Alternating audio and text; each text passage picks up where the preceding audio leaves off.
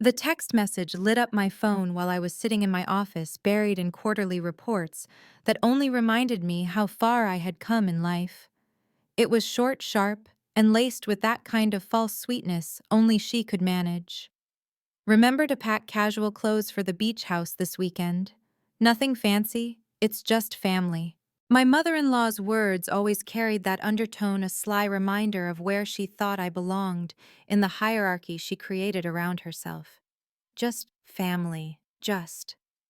That little word clipped into the sentence was her way of reducing me. If only she knew. If only she could see past the picture she had painted of me. The receptionist, the nice little wife her son had married, the woman not quite cut from the same luxurious cloth as her world. I'm Sarah, 34 years old, and though my in-laws never cared enough to ask, or perhaps never wanted to believe, I am the sole owner and CEO of Sapphire Bay Resorts, a chain of 17 luxury properties stretched across coastlines and cities, born from one small, failing hotel I had bought with nothing but grit and desperation in my 20s. I built everything I have, brick by brick, night after sleepless night, sacrifice upon sacrifice. And yet for years I sat across family dinners where they asked me if I enjoyed working the front desk, and whether I'd ever thought of going back to school for a more stable career. I let them believe it.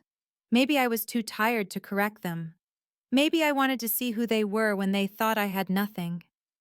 Or maybe, if I am brutally honest with myself, I stayed silent because part of me still craved their acceptance, still hoped that one day they might look at me and see more than just Michael's wife. Michael, my husband. I met him 12 years ago at a hotel management conference, long before I built the empire I stand on today. Back then, I had already turned my first struggling beachside property into something profitable, though I kept that fact quiet. He worked in marketing, full of charm and light-hearted humor that felt like a balm against the relentless grind of my life. And he was different, or so I thought. Different from the sharp-tongued, status-obsessed family he came from. When he saw me, he didn't ask about my salary or my connections. He asked about my ideas, about my dreams. So I chose him, and in choosing him, I chose to hide a part of myself. I told him the truth, of course, that I was building something, that I had more than just a little job. But when he shrugged and said it wasn't worth arguing with his family about, I let it go. I told myself it was better this way, that I didn't need their validation, that what mattered was the love we shared.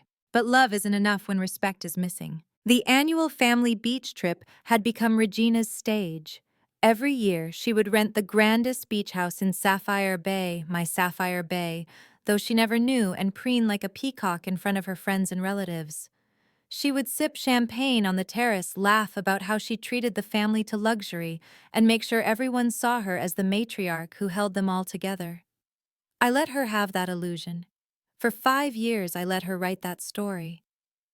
It almost became amusing to me watching her spend thousands of dollars each summer, not realizing every cent went into my own bank account. But this year was different. 2 months earlier, I had stumbled upon a conversation that changed everything. It was a late evening at one of their dinner parties.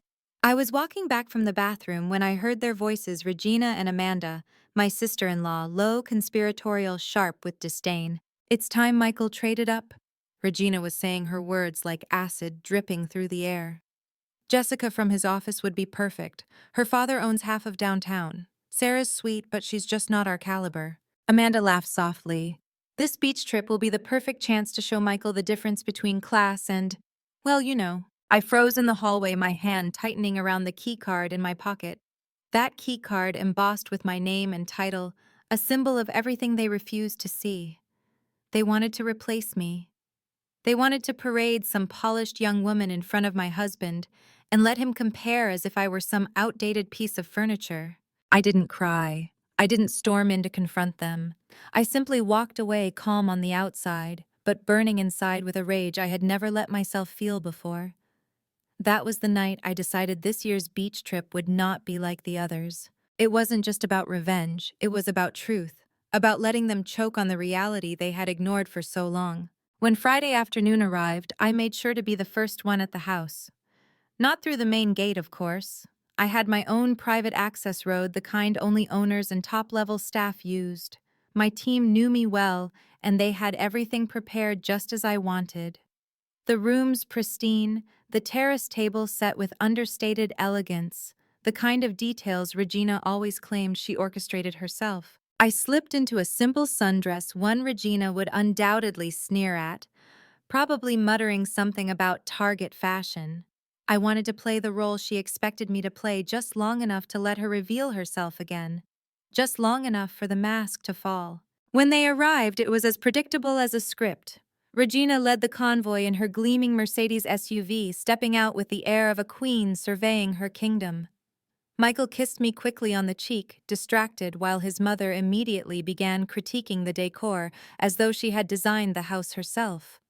Amanda trailed behind with her husband Tom, and then there was Jessica, the guest of honor, in their silent little scheme, smiling with glossy lips, her swimsuit designer, and loud, the kind of piece that screamed wealth. Sarah. Dear Regina said, her voice sweetened with false honey. Would you help Maria with the luggage? She gestured lazily toward their housekeeper, who was already struggling with multiple heavy bags. I smiled softly, my heart thrumming with anticipation. Actually, Maria can take the afternoon off. I've arranged for butler service for the house. Her eyes narrowed, suspicion flickering across her perfectly powdered face. And who, she asked, is paying for that? Don't worry about it, I replied gently. It's taken care of. That was the first crack. A hairline fracture in her composure. Dinner was worse. Jessica was seated beside Michael, every detail orchestrated by Regina, while I was nudged to the far end of the table like an afterthought. My husband laughed too easily at Jessica's stories, his hand brushing hers once or twice, as if by accident. And every time my chest tightened, I reminded myself, wait, just wait. It was during dessert that Regina decided to strike. Sarah, dear, she said with mock patience, could you check on the air conditioning in the East Wing? It doesn't seem to be cooling properly. You work in hospitality, surely you know how to handle these little problems. Her words stung, not because they were new, but because they carried the weight of years. The way she reduced me, dismissed me, made me feel like a servant instead of family. I set down my wine glass, carefully aware of the faint vibration of my phone in my pocket, my nightly report from resort security right on schedule. As I excused myself slipping into the house, I glanced back. Through the window, I saw Jessica lean in close to Michael, her fingers brushing his arm, her laugh ringing like a bell. And my husband, my once loving husband, was smiling back at her, in a way I hadn't seen directed at me in months. I should have broken down. I should have screamed or raged. Instead, I opened the security report, and what I saw hardened me like steel. Footage of Regina and Amanda earlier in the kitchen pouring something into my water glass, a liquid laxative by the looks of it. How original. My lips curved into a smile no one else could see. Proceed with Protocol 17, I typed back to my head of security. And then I returned to the terrace, silent, calm, carrying with me the storm they had no idea was about to break. That evening, the terrace was glowing in the warm amber of sunset, the air heavy with the smell of salt and wine. Regina was already in the middle of another speech, her voice carrying across the table with that shrill authority she clung to so desperately. Really, Sarah, she said, her eyes raking over me like I was a stain on her carefully pressed tablecloth. I don't know why you insist on wearing that Target dress to dinner. We have standards here, you know. Right, Michael? My husband shifted in his chair, looking anywhere but at me. His fork pushed food around his plate, his shoulders slouched. Not a word came to my defense, not even a weak attempt at easing the tension. He simply sat there, complicit in his silence. Jessica, of course, smirked behind her wine glass, her polished nails glinting as she tilted the stem with mock delicacy. She didn't need to say a word. Her presence was enough, her role in this performance obvious and cruelly effective. Regina continued, her voice dripping with satisfaction. Speaking of standards, this house really isn't big enough for everyone, don't you think, Sarah? Perhaps you'd be more comfortable at one of the budget hotels in town? After all, this is meant to be a gathering. Her words landed like knives, but I did not flinch. I watched Michael, my husband, the man who once swore to protect me, to be my partner in all things, waiting for him to defend me, to tell his mother that her cruelty had gone too far. But he didn't. Instead, he sighed softly and muttered, "Honey, Mom has a point. It is a bit crowded. Maybe you'd be more comfortable elsewhere." The last thread inside me snapped. Years of swallowing their insults, of tolerating their disdain, of hiding who I was just to be accepted shattered in that instant. And yet, on the outside, I smiled, because they had no idea the storm was about to arrive. The terrace doors opened, and John, my head of security, stepped in with two other officers.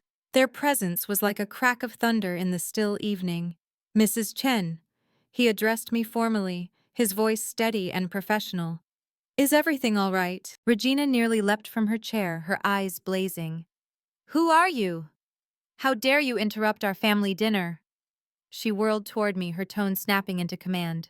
"Sarah, since you work here, deal with this immediately." I reached calmly into my purse, pulling out the item I had carried for years, but never once revealed to them my master keycard gleaming with the embossed lettering of my title and the ID badge that bore the truth they refused to see. "Actually, Regina," I said, rising slowly, my voice quiet but cutting through the silence, "I do need to deal with this. As owner and CEO of Sapphire Bay Resorts, I'm afraid I have to inform you that your reservation has been canceled." The silence was absolute. The world seemed to stop moving. Michael's fork clattered to his plate, his mouth opening but no words forming. Regina's face drained of color, her lips parting in disbelief. "Owner," she whispered, almost choking on the word. "Yes." My voice was steady, calm, and unyielding. "Owner of this resort. And of the entire chain. All 17 properties, actually. I let the truth hang in the air, sharp and undeniable. And since you violated multiple terms of your rental agreement, attempting to poison another guest, for instance, I am exercising my right to terminate your stay." Amanda sputtered from across the table, her face red with panic. You're just a hotel clerk. You can't." I turned my gaze on her, sharp enough to cut through her lies.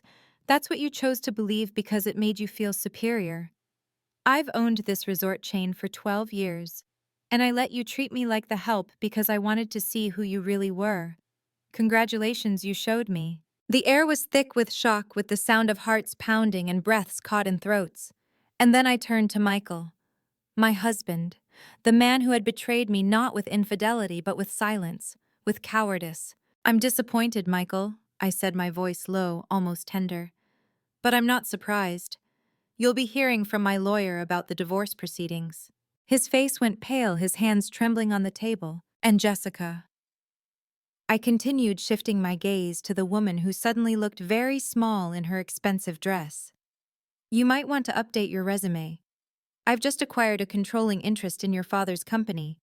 Your position is being eliminated in tomorrow's restructuring." The way her face crumpled, the way her glass slipped from her hand and shattered on the floor, it was almost too easy. Regina finally found her voice shrieking with rage. "You can't do this!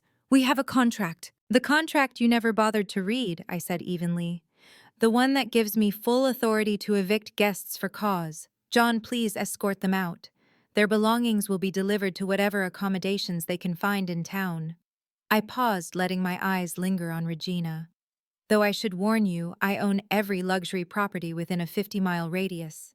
You may have to settle for a Motel 6. Her face contorted with fury, her voice breaking into shrill screams as security began clearing the terrace. Amanda was in tears, Jessica was frantically trying to make calls, and Michael, my husband, lingered, staring at me like he had never seen me before. "Sarah, I didn't know." His voice cracked with desperation. "That's the problem, Michael," I said softly. "You didn't want to know. You were so desperate to keep your mother happy that you never once stood up for me. Good luck with the divorce. Don't worry about a settlement. I've already transferred enough to your account for a modest condo. Perhaps your mother will let you live in her pool house." I turned away from him, from all of them, as their cars disappeared down the private drive. For the first time in years, the silence that followed didn't feel oppressive, it felt liberating. Maria, the housekeeper, who had stood frozen in shock during the confrontation, stepped forward, her eyes wide and wet. "Mrs. Chen," she whispered, I can't believe you let them treat you that way all these years." I smiled at her, the weight finally sliding off my shoulders. "Maria, how would you like a new position? Head of housekeeping services for the resort. Full benefits, triple your current salary. The woman burst into tears, clutching my hands. Thank you, Mrs. Chen. As the sun dipped below the horizon, casting fire across the waves, I felt something I hadn't in years. Peace. Sometimes, Maria, I said softly, gazing out over the water, the best revenge is simply letting people show you who they really are. That night, the meal Regina had so carefully ordered sat untouched on the table. But I finally ate in peace with Maria, not as a servant but as a partner in rebuilding something better. I didn't know it then, but this was only the beginning, because 3 days later a video would go viral. 3 days later the world knew. Someone, one of the kitchen staff perhaps, had recorded the entire scene on their phone. Regina's shrill protests, Michael's stunned silence, Jessica's wine glass crashing to the floor, and me standing there with calm certainty as I revealed the truth. The video spread like wildfire across social media, carried on whispers of fascination and glee. People called it the Beach House Boss Lady saga. There she was, my mother-in-law, flailing and screaming about contracts and class, being escorted out of my property by uniformed security. There I was, the woman she had tried to belittle, standing tall in a sundress she mocked as cheap. The irony was too delicious for the internet to ignore. The clip racked up millions of views in days. Memes sprouted overnight. Side-by-side screenshots of Regina's old Facebook posts where she had bragged about treating the family to luxury vacations at Sapphire Bay were paired with headlines about how she'd been forcibly removed from the very resort she claimed as her stage. I watched it all unfold from my penthouse suite at Sapphire Bay's flagship property, sipping coffee and skimming through acquisition proposals. My phone didn't stop buzzing missed calls from Regina, Amanda, even Michael. Their friends, their club associates, acquaintances who had once looked down on me. I blocked every number. The only call I answered came from Jessica's father. His voice was carefully controlled, the kind of tone men in power use when they realize they've underestimated their opponent. Mrs. Chen, he said slowly, I believe we need to discuss the recent changes in company ownership. Yes, I replied, leaning back in my chair. We certainly do, particularly your daughter's involvement in attempting to break up my marriage. I imagine the board would be quite interested in the text messages between her and my mother-in-law, plotting to seduce my husband during a company-sponsored event. The silence on his end was delicious, heavy, uncomfortable. Now I continued smoothly about that merger with Henderson Group you've been pursuing. I'm prepared to make it happen provided Jessica is relocated to your Singapore office immediately. That can be arranged, he muttered. Wonderful. My lawyers will be in touch. I ended the call and stared out at the ocean. Revenge was sweet, yes, but it was also efficient, a tool for cutting away the rot. The divorce moved quickly after that. My prenup in agreement Regina had once dismissed as unnecessary given Sarah's position proved invaluable. Michael got exactly what we had agreed upon, enough for a modest new start and nothing more. Regina's attempts at damage control only fueled the fire. She went on local television, tears streaking her heavily made-up face, claiming she had been blindsided by my deception. My PR team responded with footage from the resort security cameras, the clear video of her spiking my drink with laxatives. The headlines were merciless mother-in-law's poisoning plot exposed in viral beach house drama. Amanda tried a different tactic. She showed up at my office unannounced, her face drawn and desperate. Sarah, please, she begged, standing in the doorway of my sleek glass-walled conference room. Mom's a wreck. The country club is freezing her out. Her charity board asked her to step down. Can't you make this go away? I looked up from my laptop where blueprints for a new acquisition glowed on the screen. Coincidentally, it was the very property Regina had bragged about booking for next year's family vacation. Make what go away? Amanda, I asked coolly. The consequences of your actions, the truth about how you all treated me, or just the public embarrassment of being exposed. We didn't know who you were, she whispered. I closed the laptop, fixing her with a steady gaze. That's exactly the point. You shouldn't have to know someone's net worth to treat them with basic respect. I turned my screen back toward her, revealing the property listing. By the way, I just bought the Vista du Mar resort. Your mother might want to start looking for a new venue. Her face crumpled. She left without another word. The fallout rippled through their world. Regina's carefully crafted image as the gracious matriarch collapsed. The same women who had once smirked at her side now whispered about her behind manicured hands, ironically, many of them doing so in the very hotels I owned. Michael attempted reconciliation exactly once. He showed up at my corporate office wearing the suit he had bought for our wedding, standing awkwardly in front of my desk. "I miss you," he said. "I was wrong. I should have stood up to them." "Yes," I said evenly, "you should have." His eyes searched mine, desperate for a shred of forgiveness. "I didn't know you owned all this. If I had known," and there it was, the final nail. "That's the problem, Michael," I said softly. "You needed to know I was wealthy to treat me with respect. It should have been enough that I was your wife." He left my office with slumped shoulders, finally understanding that what he had lost wasn't money. The prenup ensured he would never have that, but something far more valuable: my trust, my respect, any chance of a future with me. 6 months later, I hosted a charity gala at Sapphire Bay's flagship resort. The event raised millions for educational scholarships for hospitality workers.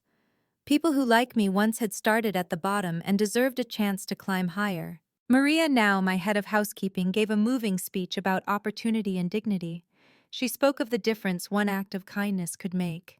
Tears filled the eyes of executives and donors alike. Regina tried to purchase a ticket to that gala. Her payment was refunded with a polite note: "We reserve the right to refuse service." Business magazines that had once dismissed me as lucky now praised my strategic brilliance. Applications to work at Sapphire Bay tripled. I instituted new hiring policies. Any hint of elitism or arrogance was grounds for immediate disqualification. And every night when I walked through the halls of my resorts, I smiled at the staff, calling them by name. Because I remembered. I remembered what it felt like to be underestimated, dismissed, belittled. And I vowed no one under my roof would ever feel that way again. 1 year after the beach house incident, an invitation arrived. Michael and Jessica's engagement party. Apparently, she had returned from Singapore and they had reconnected. The venue, one of the only luxury hotels in the region I did not own. I sent them a gift. A framed copy of the rental agreement from that fateful beach weekend with the clause about behavior-based eviction highlighted. My note read, "Congratulations. May your new family treat each other better than your last one treated me." I heard later that Regina had sold her beloved beach house, the one she had spent years renovating to keep up appearances. The buyer, my company through a shell corporation. It is now a retreat center for overworked hospitality employees. Sometimes revenge doesn't need to scream. Sometimes it just whispers quietly, relentlessly, until every piece falls into place. But even then, I knew my story wasn't over. The months that followed were quieter, but the echoes of that night never left me. Sometimes late at night, when the waves crashed against the shore below my penthouse, I would replay those moments on the terrace. The disbelief in Regina's eyes, the silence from Michael, the way Jessica's mask of superiority shattered the second she realized the rug had been pulled out from under her. People think revenge is loud, a blaze of fire meant to scorch the earth. But the truth? It's quieter than that. It's in the stillness that follows the hollow spaces left behind when those who tried to break you suddenly have no power anymore. And yet, even in that silence, the wound remains. I thought perhaps the distance from Michael's family would let me heal. But healing is not so simple when betrayal comes not from strangers, but from the people who were supposed to be your own. 6 months became a year, and by then Sapphire Bay Resorts had become more than just a chain of luxury properties. It was a symbol.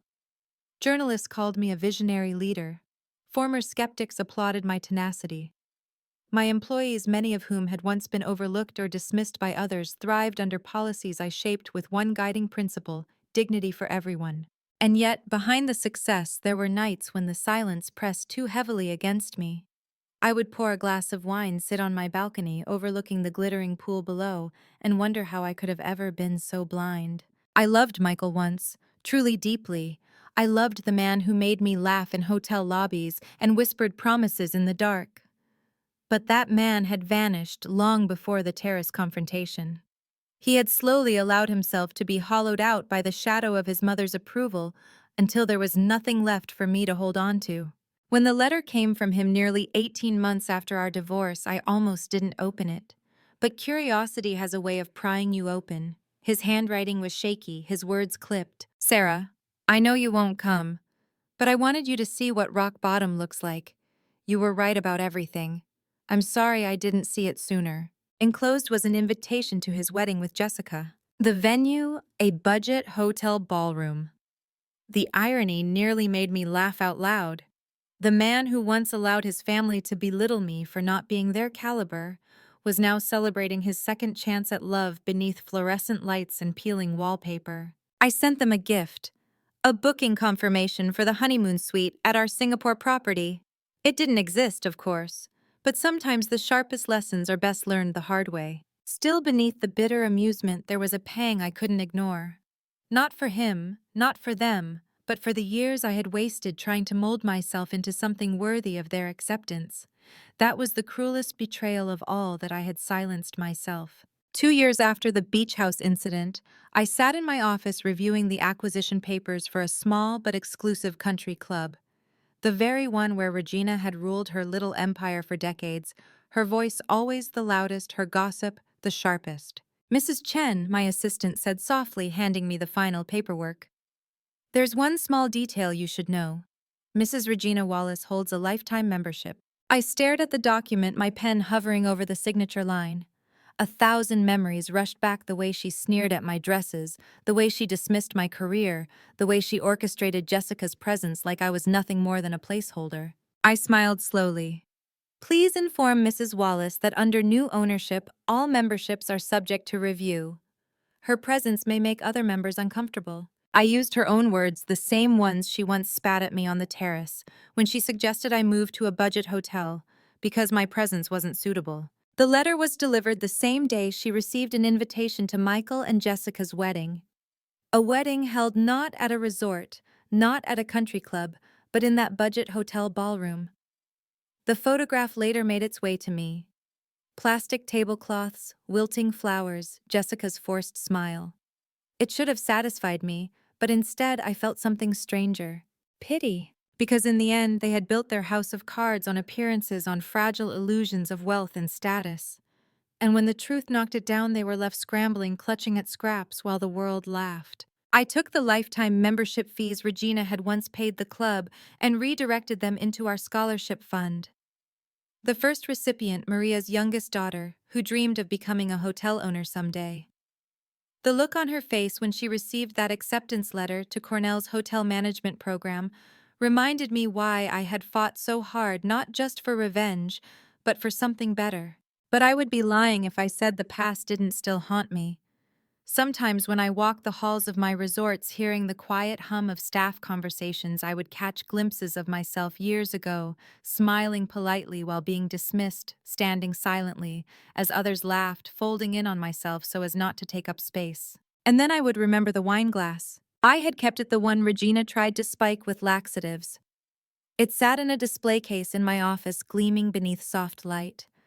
Not as a trophy, but as a reminder that my silence had allowed them to think they could poison me, belittle me, erase me, and that silence would never own me again.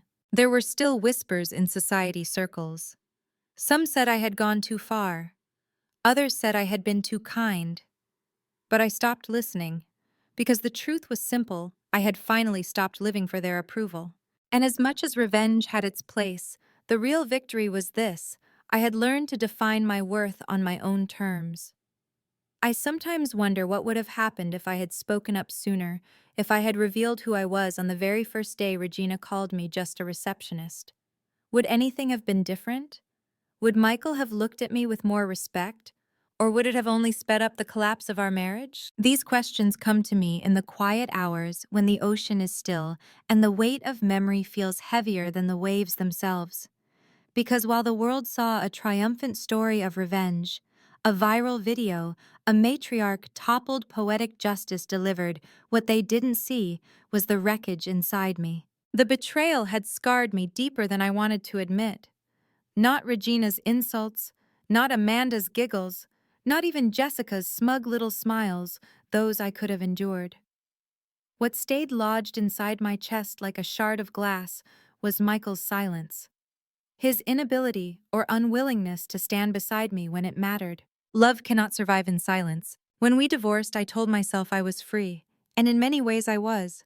But freedom, I've learned, often comes with loneliness. Even with the empire I had built, 17 resorts, thousands of employees, accolades, and magazine covers and interviews that painted me as a visionary, I sometimes found myself staring at the ceiling at night, wondering if success is worth it when you have no one to share it with. But then I would remember, I did share it with every housekeeper who no longer feared being dismissed without respect, with every dishwasher who knew their name, mattered, with every front desk clerk who felt empowered to speak up.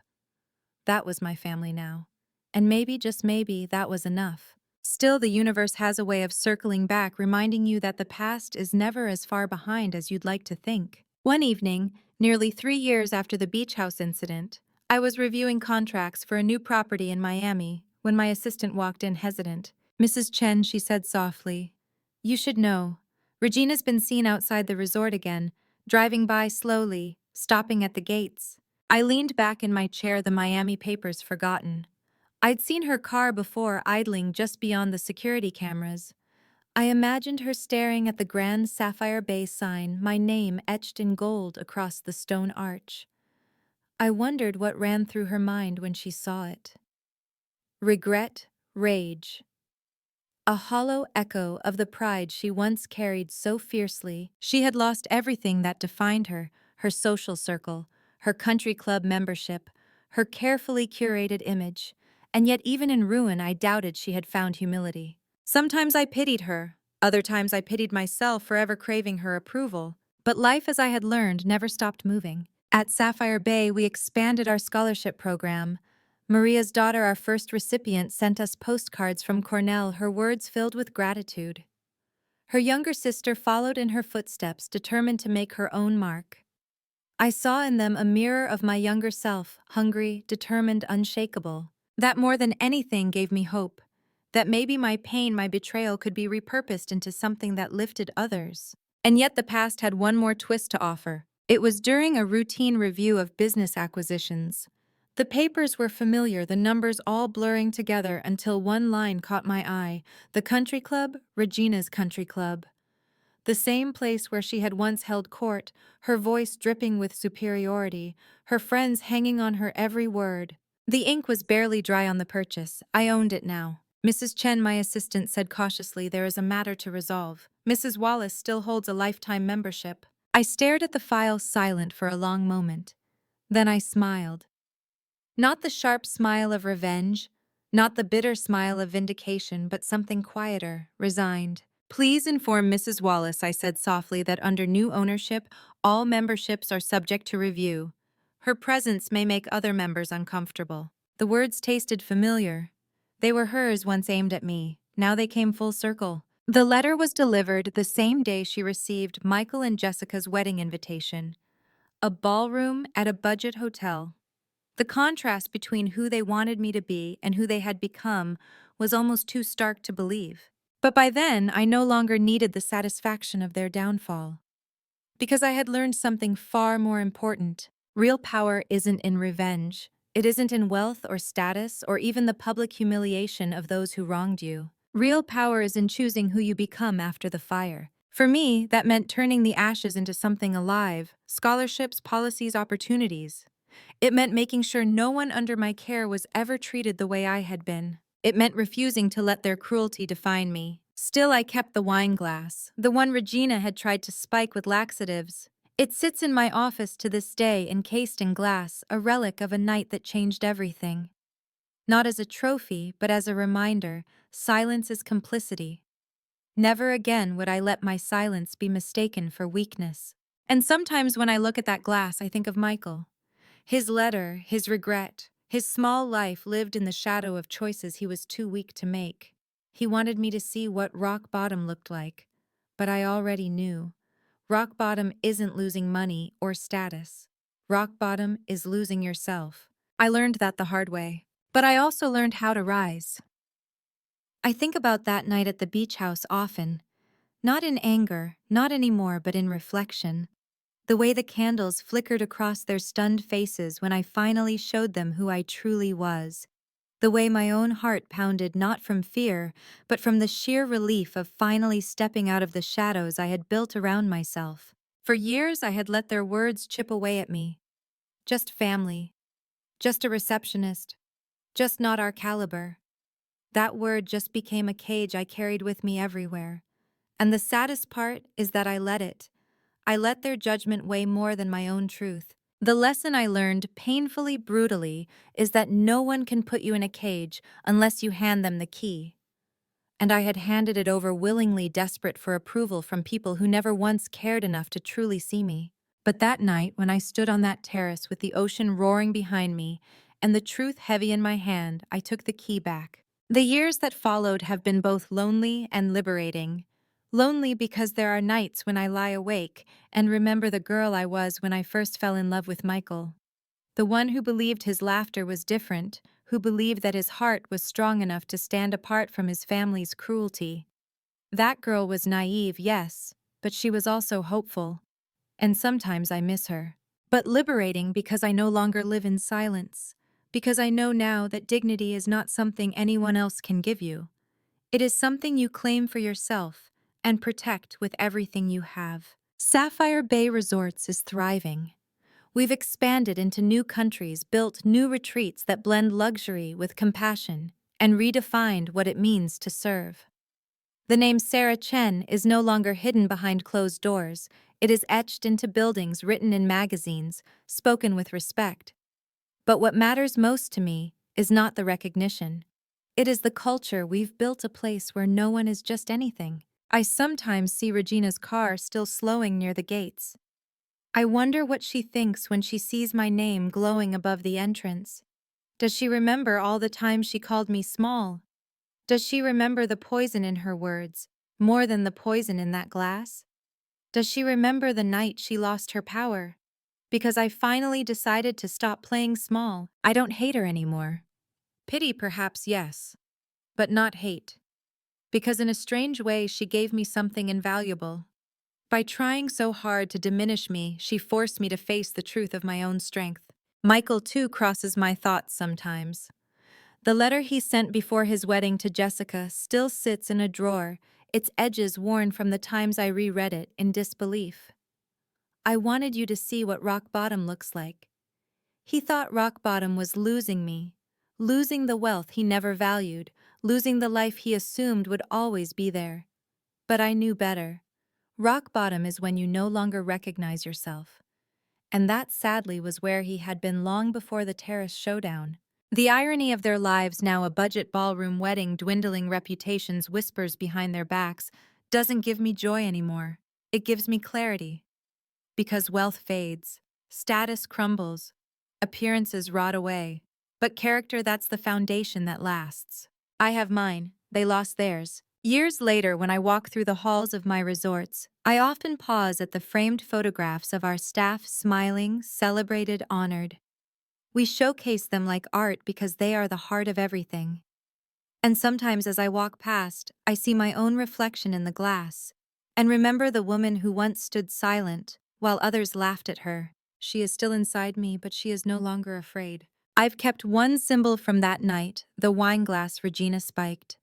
It rests in a glass case in my office, a reminder that sometimes betrayal comes dressed as family, sometimes cruelty comes dressed as love, and sometimes silence is the sharpest poison of all.